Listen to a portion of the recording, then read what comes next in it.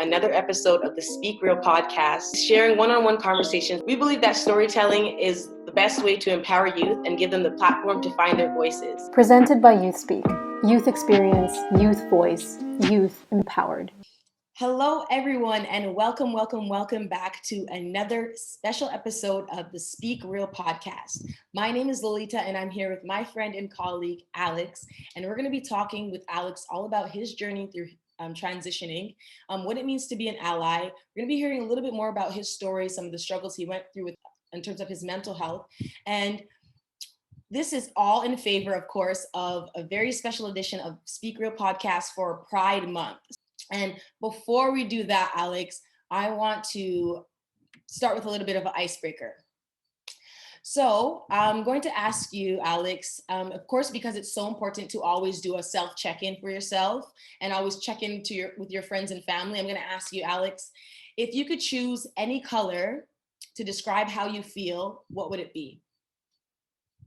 I think I would choose blue, but not in the way that a lot of people think. I'm feeling very tranquil. I'm feeling very calm, and blue to me is a very calm color. Also, it's been raining, so the plants are getting a lot of water. So I'm feeling very happy about that. So in honor of spring and summer and all the plants being sprung again, I'm going to choose blue. What about you, Lolita? I want to know your answer too. Awesome. Well, thank you for asking. Right now I'm going to go with orange. Feeling a bit energized, even though today it's a bit rainy and kind of gloomy outside, I'm still feeling just energized by the feel of the warm weather and just knowing that summer is just around the corner. So it's making me feel like orange, feeling good, feeling energized. But awesome. Thank you so much for asking, Alex. And that's good to know. Good to know that you're doing good. That's good. No, that was a great icebreaker. Thank you for that. Awesome. Glad you liked it. Great. So, Alex, before we get into the conversation, maybe this is someone's first time coming to this conversation or checking out our podcast, maybe their first time getting to know you. So, why don't we just open the floor with you telling us a little bit about your story and a little bit more about yourself. Yeah, so definitely. My story started at a very young age. I started feeling a lot of emotions, mostly just rage.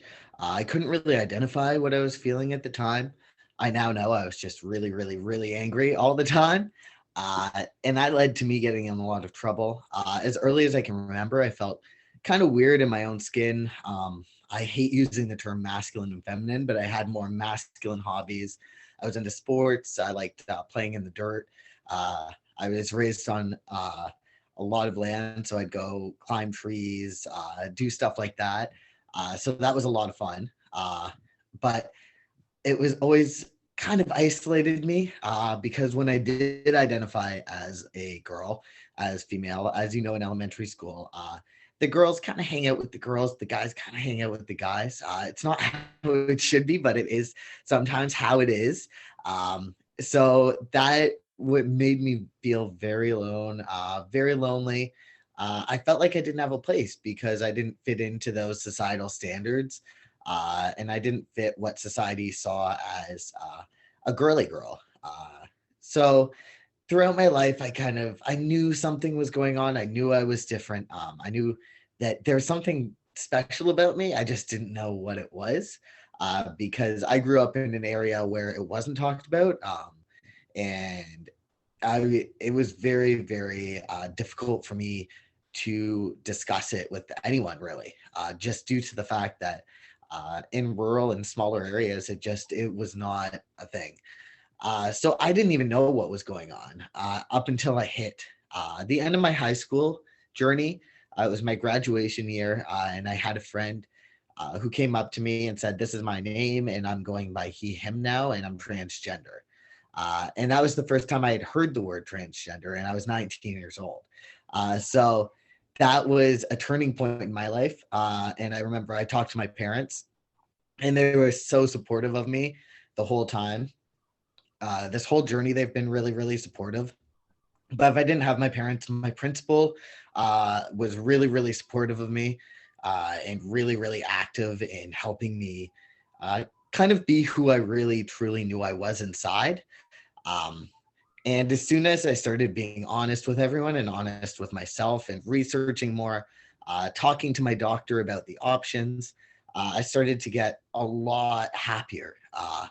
A lot of my big sadness that I was feeling started to clear. I still hit waves of depression and of anxiety, but I have my coping tools that I can deal with them now. And it really transitioning to me, even at a later age, really helped me discover more about who I am, and made my confidence a lot better because who I knew I was on the inside was suddenly reflecting on the outside every single day. So that's a little bit about me and my journey. It's been a very, very interesting journey and a very exciting journey. And it still continues to this day. Wow. Amazing. Wow.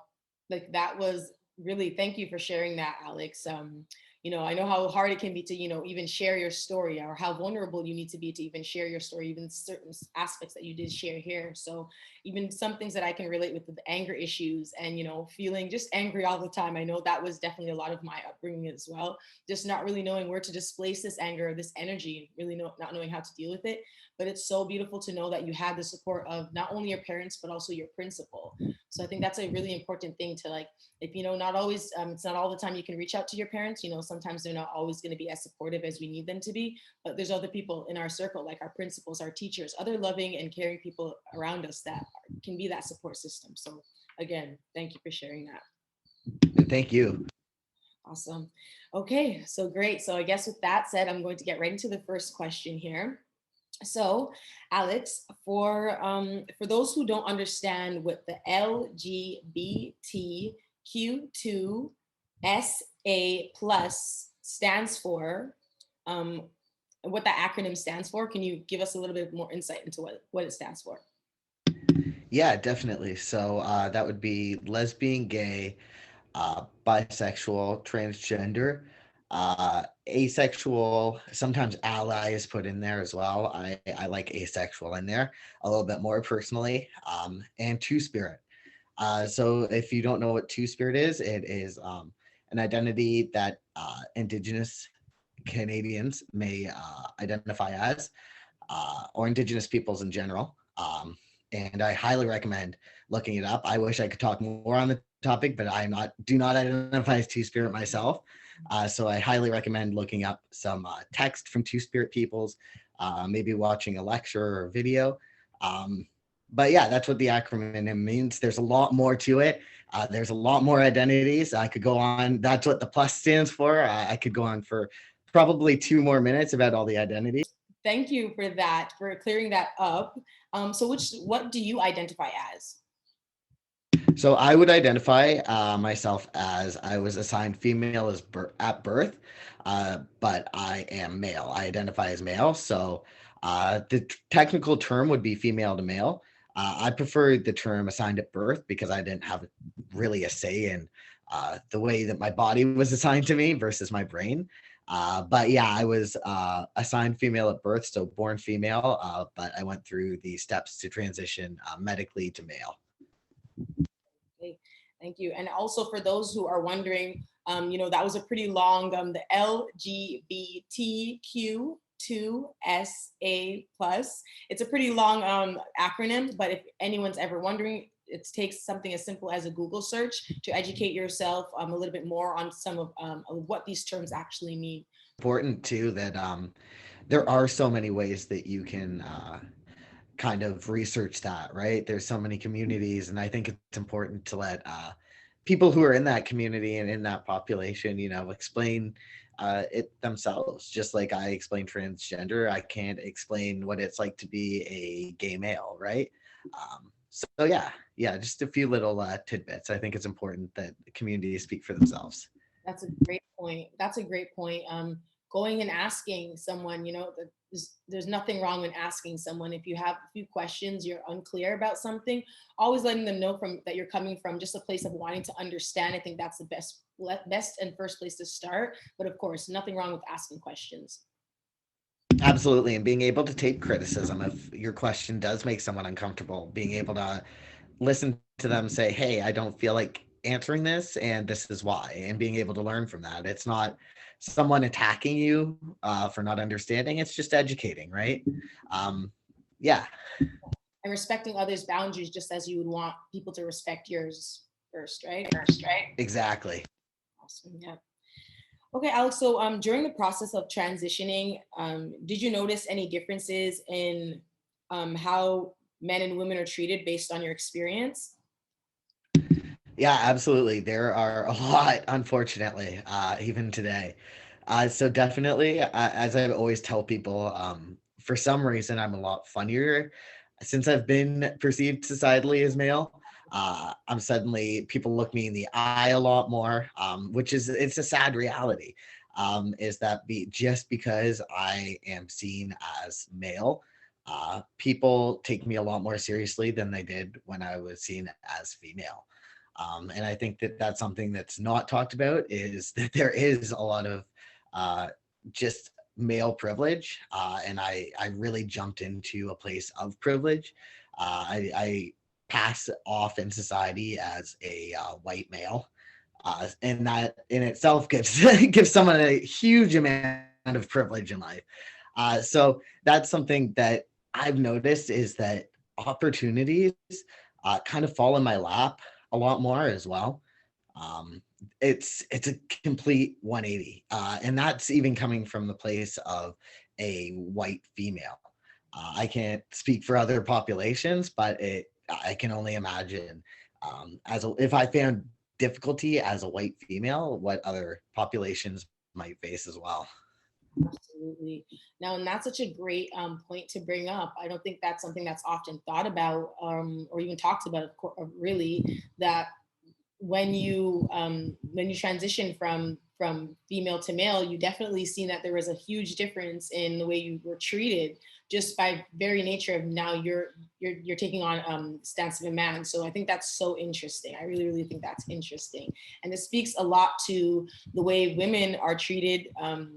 Are still treated in this society, right? So I think that's And I can't even Lolita. It's insane because like I can walk down the street now at like 2, 3 a.m. And I'm not scared, versus when I presented as female, I wouldn't walk down the street at 2, 3 a.m. because you don't know what could happen.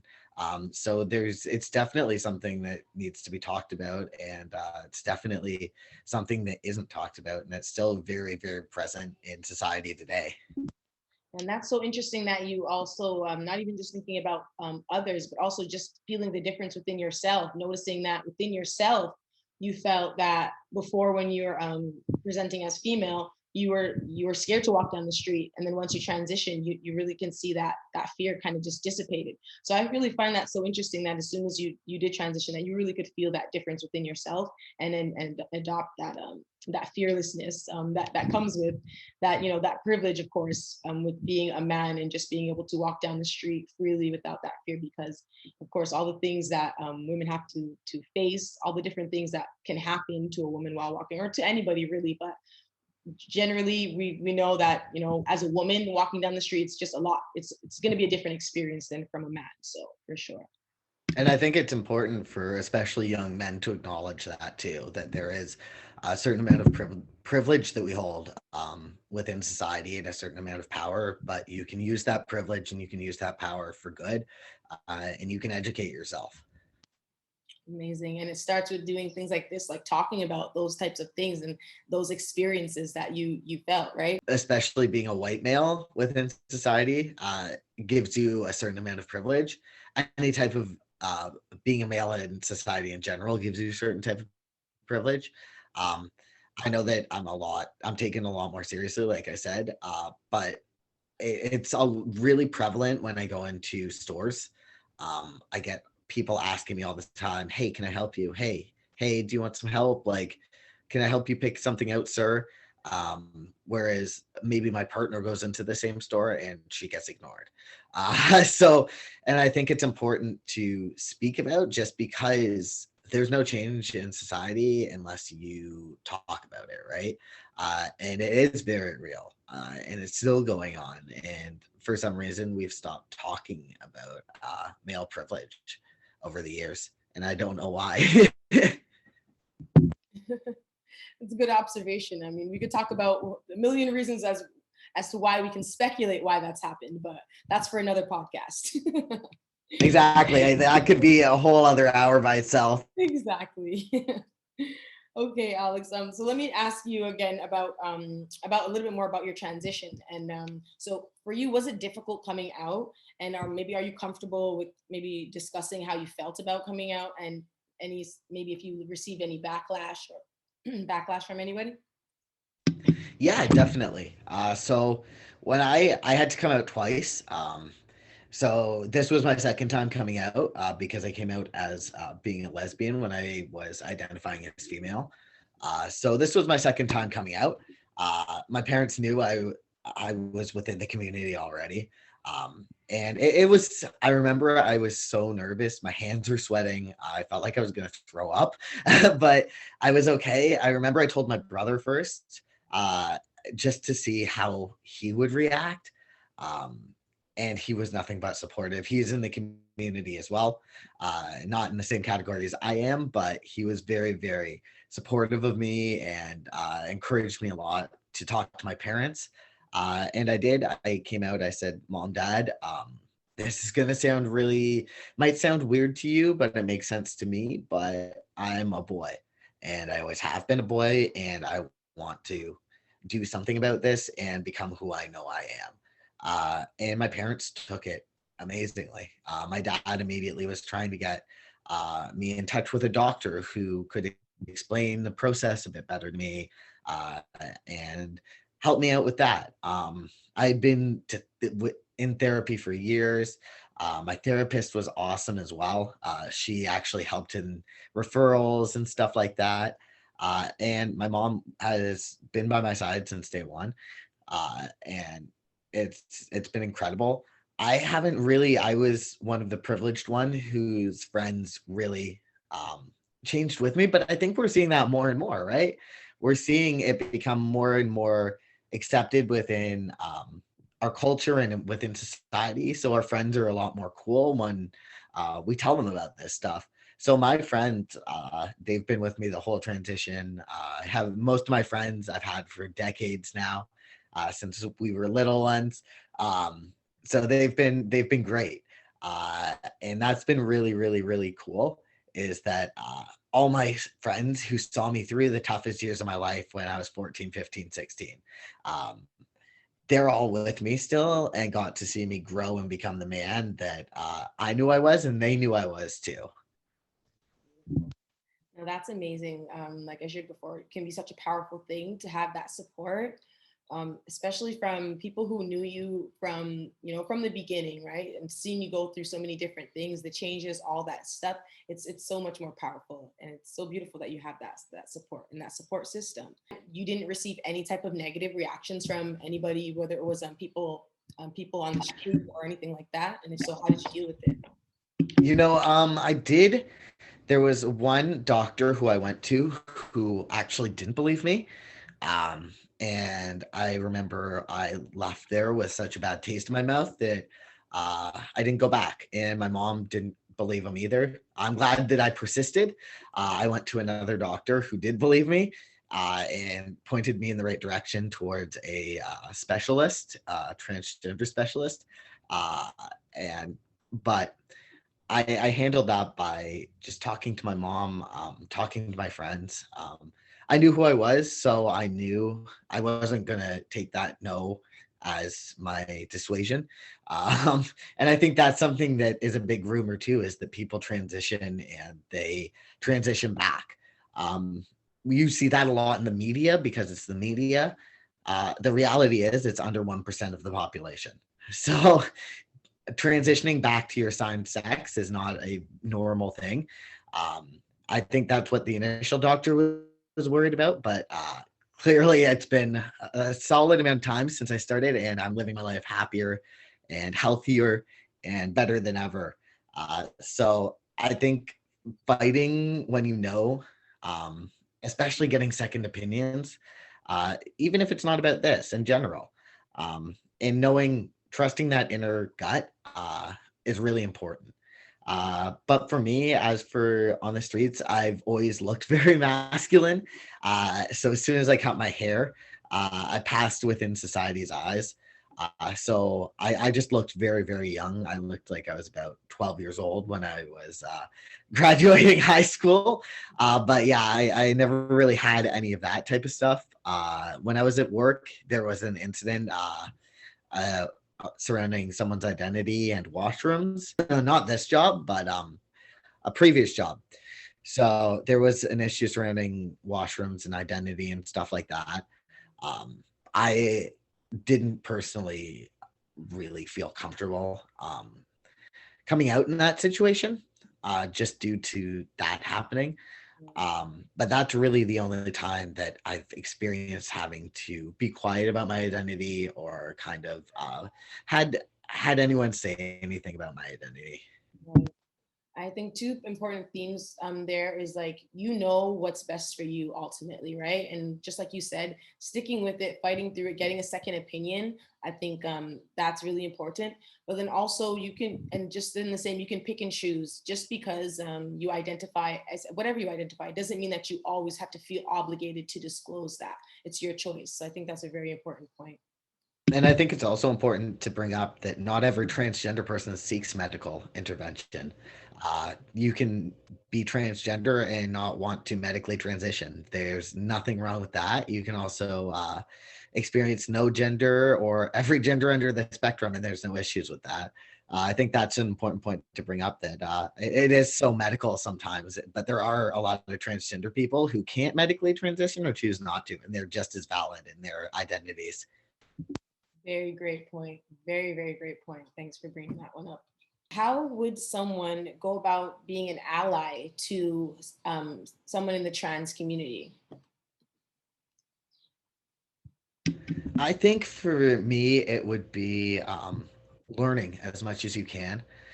Um, be that through books of lived experience. I love TED Talks. I love watching TED Talks of lived experience to learn more about populations from populations. Um, I really suggest reading. There's a lot of really great transgender and non-binary and genderqueer writers out there who write about the topic and write about their lives. And I think just keeping an open mind, honestly. I always say it doesn't matter if you don't fully understand it. You have to realize that it's someone else's battle that's raging inside of them. Sometimes it costs nothing to be kind and to not say anything, even if you don't believe in it.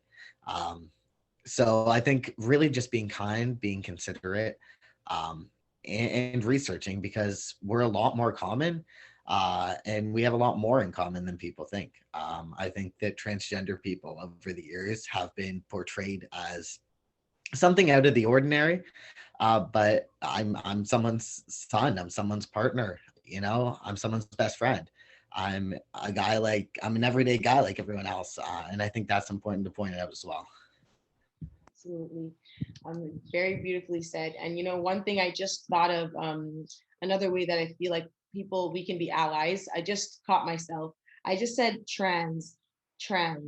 Please educate me. Let me understand. It's transgender, and people shouldn't shorten it to that. Is that a slur? The thing that I just said. No, no, no, it's not at all. Trans is actually okay. When you add another N and a Y to the end of that, it becomes a slur. But trans is okay. Trans and transgender are really just umbrella terms for a variety of identities. So some people may use trans over transgender. Some people may use trans with a star. There's multiple ways to say it, but as long as the other N and the Y are not there, you're all good. Awesome. Okay, beautiful. And I think that was a beautiful moment, just even right there, even finding the moments where you may not, just like we talked about, asking a question. It's totally okay if you catch yourself maybe thinking, second guessing even something you said. It's okay to just even ask, just like I did, and someone will clarify for you. So again, thank you for clearing that up for me. Exactly. And it's better to ask than to assume. Exactly. Exactly. Awesome. So this has been a great conversation so far, Alex. We've been talking a lot about, your journey through transitioning, some of the things that you dealt with. You shared that you have a partner, which is amazing. So one question I'm going to ask you is, Do you find it difficult to explain your boundaries and maintain healthy relationships while identifying as a transgender male? That's actually a really good question. Um, I think it's a lot easier now that I'm a transgender male, actually, because I'm more confident in myself, and boundaries come from confidence, as do healthy relationships, and they come from self love.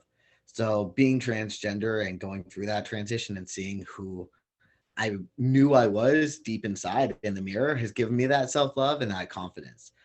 So, I think that in itself has helped me out a lot.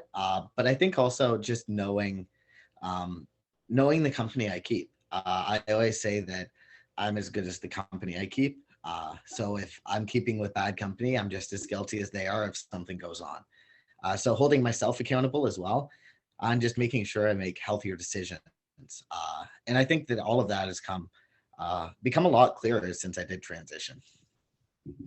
Beautifully said. I love that you said that. You talked about self love, and ultimately, that self love bred that confidence. And when you're carrying those two things, you know, you're right. Things, so everything, life is just so much easier. So, relationships, how you deal with people, how you address everything, right? So, I think that's just a beautiful point. Thank you again for that one. Yeah, absolutely. Self love really is everything. Absolutely. Okay. So, Alex, we talked a lot about questions or people asking questions if they, if they want some clarification. But I want to ask you, is there any things that you feel are off limits to ask someone who's transgender? I think asking generally their name before is not a good thing. Just because I honestly, my name hasn't changed, but a lot of my friends' names have changed. And I know it really sends them back to a bad place if they're asked. It sends them back to how they were back then and how they felt back then. I think asking anything about anything personal, anything you wouldn't like to be asked, I think it's common sense. Don't ask anything you wouldn't like to be asked. Just be polite, be conscientious, and treat them like normal people. Asking pronouns is absolutely okay. I think it's encouraged. Actually, I encourage asking pronouns. So it can be as simple as maybe not going up to a random stranger, but in your introduction saying, "Hey, my name is so and so. I go by he, him. What are your pronouns and what's your name?"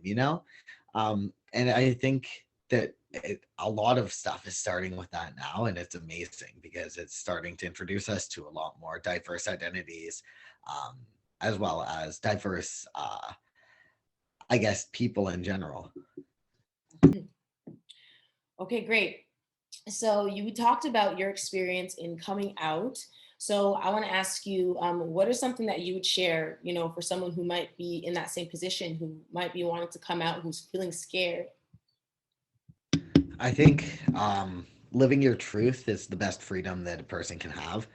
Uh, it's definitely, if there's a bad reaction, it's heartbreaking. But there's family to be found within the community as well. I consider some of my best friends who are within the trans community, they're my family too. And they haven't left my side for 1 minute, as well as my own family. So even if the reaction isn't what you hope, you can find your own family, you can make your own family, and there is community. Also, giving people time. It's a big thing to say. So if the first reaction isn't what you hoped, um, giving people time to kind of adjust and learn. But even if they don't, knowing that there will be family again and there will be a sense of community.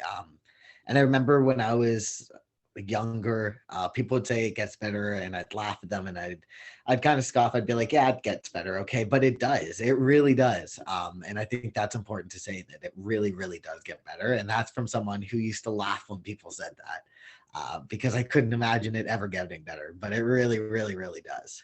Yeah, I think it's funny because that's such a cliche saying. It gets better. Some people kind of just say, but it really, just like Alex said, they say that for a reason. A lot of these cliche sayings, they're there for a reason, but it really does. So again, yeah, you're spot on with that. Okay, so Alex, this has been a great conversation. I learned a little bit more about you, which is always a great opportunity when I get to learn a little bit more about my friends. But I want to ask you, what are some messages, or what is a message that you would like to share with everyone here listening?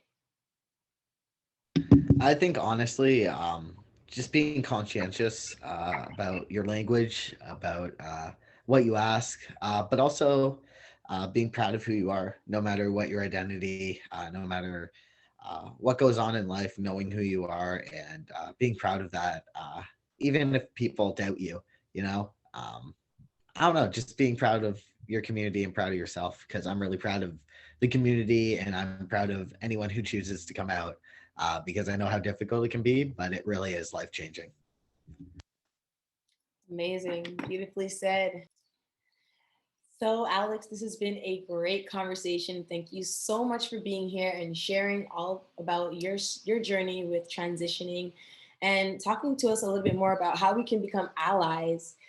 It's been a great one, and I guess we'll see you next time. Thanks so much, Lolita. If you want to hear more stories, don't forget to subscribe, comment, and like. To support more youth by youth led projects, visit us at youthspeak.ca, where you can donate and spread youth mental health awareness. So thank you again, everyone.